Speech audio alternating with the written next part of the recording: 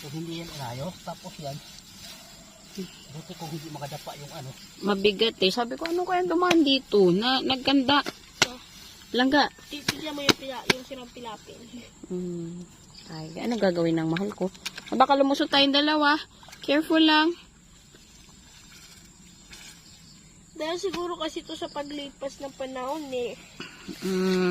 Kasi matagal na. Pwedeng ganun nga. 1 year pa lang to. Baka buwan-buwan lang to. Nagagamit. Kasi kawayan anak na ano.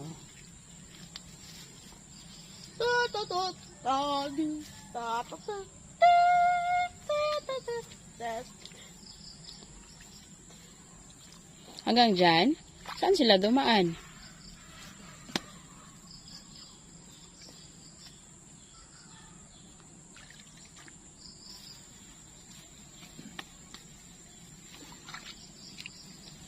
Wasak yapon nga na say.